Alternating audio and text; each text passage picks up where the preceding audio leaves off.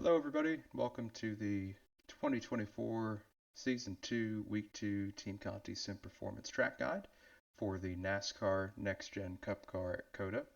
So, similar to how we did this at Long Beach a couple weeks back, we'll be breaking down one lap as opposed to a full fuel run since the techniques that you'll use on your hot lap are going to remain pretty consistent throughout the run. So we'll take a look at one lap, we'll look outside the car, inside the car, really break it down and look at it very granularly so we can look at inputs and methodology behind what I'm doing over the course of this one lap. So there's going to be quite a bit to go over, and hope you all enjoy, and let's get started. So coming to take the hot lap right here, which is lap 2 on this particular run. Press turn 20 right there and begin our lap. So if we just stop right here, you can really see if you look into the distance that the approach to turn 1, you're going way, way, way up a hill. Huge elevation change. In addition to that, it's quite off camber by the time you start to approach the apex. So a lot of people, when they get close to this corner, which we'll look at more closely when we get closer, they like to really straight line brake and make a beeline to the apex because of the elevation change and because of the way the camber falls off. That's not going to be the approach we take into turn 1. And that might come as a surprise to some of you all who are watching, but this is probably the most common mistake of attacking COTA, and I really want to shine a light on it because there's a lot of time to be gained on the approach and through the center of turn 1. We're heading up the hill here, we'll get into 5th gear. Let's start to slow it down and identify our lift point. So there you go. So just looking at some markers around the track, not too terribly much here. It's just a bit before the pit exit white line begins to converge with the white line on the straightaway. When we get inside the car, we'll see if that's really visible or not. But it's definitely it feels pretty deep when you're inside the car. You really feel like you're driving it in, but honestly, looking at the approach to the corner from outside the car, you're definitely backing up entry pretty well because you're going from almost 160 miles an hour to a very, very, very slow crawl as you roll through the center. This perpendicular line that runs across the track right here, this is going to be a good reference for where we start to turn in. So keep an eye out on that line as we get closer to it. But as you'll see here, immediately off the gas, starting our downshift there, but using a huge amount of initial brake pressure. And we can really do that because we're going up the hill here, so the track is naturally going to slow us down a bit as we start to approach this hill, but really need to shave off a lot of speed very quickly. So big time threshold braking, which means braking to the limit of the grip, which would be in the front tires in this case, braking as much as we can without locking up. So as we get deeper into this braking zone right here, you'll see I'm still carrying quite a bit of brake when I'm starting to slowly trail off of it. Starting to turn off that curbing right before this perpendicular white line, and honestly, if I'd hit this corner perfectly, I'd probably start my turn in at the white line. Like I said earlier, what a lot of people do is they get, I guess, nervous about the fact that they can't see the apex to the corner and they can't really see where they're going as they run up the hill. So they start turning off the curb, way back here, and they'll kind of do one of these. If you look at the mouse, they'll just straight line brake into the apex. And because the corner, the camber falls away on exit, you just really lose all front rotation. You cannot carry any speed through the center. It really affects your exit. So as you'll see here, turning in fairly late versus what most will do, still carrying a lot of brake, and now really aggressively turning in past that perpendicular white line. Already in first gear at this point, 90-degree wheel lock to the left. And you'll see this good front rotation right here, right before the apex is critical. That means that I'm not locking the left front, I'm not carrying too much apex speed, and I've turned in at a good point. So I've got some really good turn, I've got some good point, almost at 180-degree lock here, so Moral of the story there is don't be afraid to turn the wheel. You have to in these slow speed corners at COTA. And right here, this is where the car really just wants to fall away to the right side of the track. So hand over hand wheel, 180-degree lock, full roll. Now I'm starting to introduce some gas, but I don't want to introduce so much gas so that I'm either slipping the rear and going off to the right or shoving the front. So you'll see I'm going to really gingerly start to apply throttle. I'm not going to be aggressive with the throttle until I have this wheel somewhat close to center or the car somewhat straightened out. But my goal from here is going to be to get the car as soon as possible from this right-hand side of the track back to the left, because turn 2 right here is a sweeping right-hander, so we want that good angle into the corner. So if I don't get this car from the right to the left before the approach to 2, I'm going to pinch off my apex in 2 and cost myself speed. So always thinking ahead is what I'm trying to convey here. Even before I've completely finished driving turn 1, I'm already thinking at this point in time what I'm going to do to set myself up for turn 2.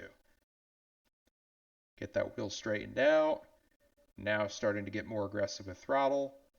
There we go. Wheels about straight. Struggling for rear grip right here. Trying to put the power down in second gear. So up to third right there. So a quick shift from second to third. So short shifting to third into turn 2, just because you'll roll through here with enough speed that the extra RPM that you would get from second gear really isn't necessary, especially considering the next corner we're shaving off even more speed. So quick shift to third, keep the rear tires under you. It's a little bit more manageable with that lower RPM sustained through 2. Use a lot of this inside curbing with partial throttle. Track out to about the middle of the track. And now right here, we're already thinking about, okay, what am I going to do as I get to turn 3? So this is where we get into our series of S's. So it'd be turn 3, 4, 5, and then 6. So turn 3 right here. Early dive into turn 3. All right, so I'm not coming all the way from the right side of the track to the left. I'm not maximizing my angle, because as we go through these S's, the corners get gradually sharper and sharper. So turn 3 is going to be the most sweeping part of the S's, and by the time you get to 5, you're to the sharpest part of the S. So down to second, just as we pass turn 3. Again, pay close attention, really using as much track as possible to get as close to these yellow sausages so I can maximize my track space, get myself set up really well for the next S down here. Quick shift down to second, right in here. Now we're already in second gear, swinging it back to the right, hugging the curbing as close to it as possible. Try not to carry too much speed to where I can't hug the right, but also not trying to slow it down so much that I'm not carrying enough speed through these S's. So it's really an uncomfortable part of the track. You have to be slightly on edge, you have to be slightly uncomfortable, but you can't be totally out of control, to put it into somewhat of a perspective. But until you do it, I don't think it makes a lot of sense. Hopefully when you guys get out there, you'll probably better understand what I'm talking about through this part of the track. So still in second gear through here, and you'll see as we get to our sharpest part of the S's, 88 mile an hour center speed versus 99 versus 121. So we continue to shave speed through the center as we go through these S's. Double apex right here. So this is a little bit of a different approach. So we get over to the right. We're going to get away from this sausage just a bit as we pass it. So see how the car is slowly tracking out to the left. So we're going to widen out this center here. Still trailing a good amount of brake. Now coming off the brake a bit. Cranking a little bit of additional wheel into it because I really want to get this thing turned for the second apex. Now I'm introducing throttle. I've got some good turn here. I'm going to cut as much of this corner as possible without getting a 1X. This was right on the limit right here. I think any more to the right and you're going to probably get an off track. Still in second gear through all of this. And now we're finally out of the S's.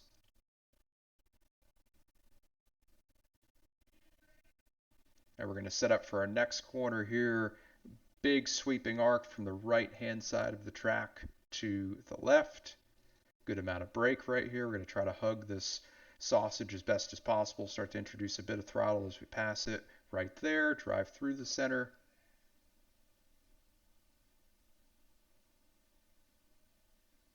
Approaching turn 8 right here. Still in second gear. Using all of this inside curbing, trying to get the right front to get in the groove of this white line and just kind of hook it, drive around the corner, and then straighten it out as we crest turn 9 right here. Really, really easy to start to lose the rear right here, as you can see, so really have to utilize a lot of partial throttle. Now to 10. Again, this is another huge compression point.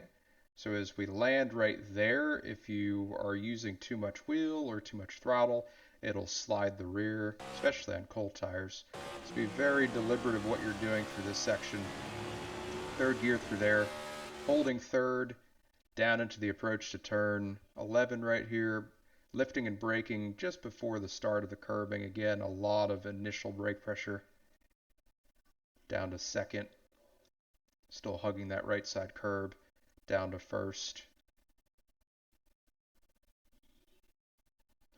Turning in fairly late. This is a very, very, very sharp corner, similar to turn 1. So late turn in, but an aggressive turn from right all the way to the apex curbing to the left side. Just clipping that a little bit. I didn't really want to because you'll see as it lands, it kind of bounces. So in a perfect world, I would have just missed that inside curbing, but gotten as close to it as possible. Get the thing straightened out, and now we start to accelerate down the back. Second, third, fourth, missed it there, up to fifth, and then as soon as I see this curbing start on the right hand side, I know that I'm about to get to my braking zone. I don't start braking at the curbing, but I know a couple car lengths after I pass it, that's going to be my lift point. So there's our 250 right there.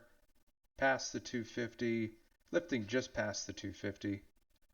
Lots of brake again. Going to get all the way down to first gear for turn 12. Turn 12 is tricky because there's a little bit of banking at play and it kind of dips down a bit at the apex. So carrying too much speed on entry through the apex will cause the front to shove. Turning in too late, you'll just never get to the apex. This is a very tricky corner. And then touching this curb again is something that you do not want to do because when you land, it'll really get the car bouncing, which takes away some grip and ability to throttle up. We're just going to get as close as possible. That was really good right there. About the same center speed as turn 1, about 43 miles an hour. On the exit of turn 12, we're going to use up all of the red and white curbing as possible. Cannot touch the green. That'll be a 1X. Keeping it in first. Really early lift into 13. Wide entry. Use a little bit of that inside curb. Get it back to the right. Cut this curb so we can straighten out the next set of corners right here. This whole sequence is very, very important to get ahead of where you're at. Start thinking about the next corners. So as I'm going through this corner right here, I know that I've got a double apex left coming up. So I want to really straighten this out so I can straight line brake through this double apex. We get up to second and then back down to first. So notice I'm not hugging this inside. I'm driving away from this inside curbing through the first apex. This is the 13, 14, 15 sequence. Out and then back in with a lot of wheel. 40 mile an hour apex roll speed. Start throttling up just past apex. Drive out to the limit of this red and white curb and get ready for the sweepers, which would be 16, 17, 18. This is just a continuous corner right here, second gear, really trying to hug the bottom, but not pinch it too much. You'll see we track out a little bit in the center. Keep it to the right on exit. Turn 19 right here, you want to use as much of this red and white curbing to the right as possible, then swing it into the inside. Cut this orange portion of the inner part of the curbing. You can do that and not get it off track. That really helps carry some good speed and straighten out 19. This is all second. Braking just past the beginning of the curbing into 20, down to first. Use up that inside curbing. Careful on the throttle off of exit there, and up to the start-finish line. So now let's take a look at it from inside the car.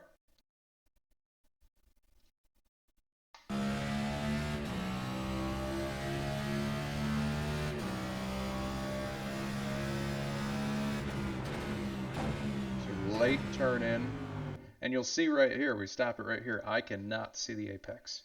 With 3 screens, it definitely helps a bit as I get closer because I can probably start to look to the left screen to see where that apex curbing is. But for my folks on one screen, this is a really, really tough track to hit the apexes on when you don't have that peripheral vision.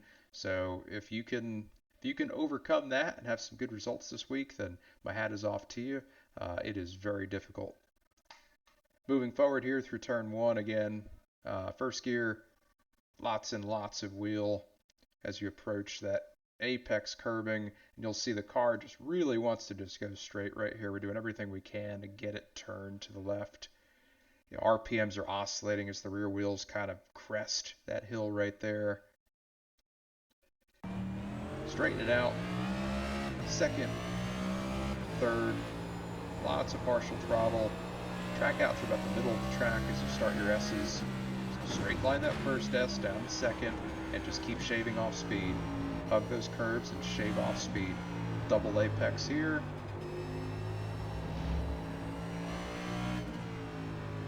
Seven to 8. Hug that inside curve. Get yourself straightened out for 9. There you go. Really be careful with that throttle. 10 to third. Partial throttle. Watch the landing. Keep it a third. Brake at the curbing. Second, first, late turn in, spot your apex. Clip the curve, be careful with the bouncing. Okay, straighten out the exit of 11 right there, third gear. Fourth gear, all the way up to fifth. There's our curbing there, start to brake now. Fourth, third, second, first, late turn in, catch the dip. There we go, good rotation. Out to the red and white curbing, back to the left, staying first. Really tight section here. Get it straightened out, cut a little bit of this inside curbing. Up to second, straight line brake, out, crank wheel, back in. Out to the red and white, up to second and leave it there. Don't overdrive this entry. Use a little bit of brake to help the front turn and slowly start to increase throttle. Watch that nose, throttle, throttle. All the way out to the right, heavy brake, hard turn in to hit the apex. Out to the curbing again. Curbing starts, brake starts, down to first. Crank that wheel at the apex, straighten out your exit, and complete your lap in COTA. Let's watch it one more time, and I will leave you all to it. I'll cut out here and come back when the lap is done.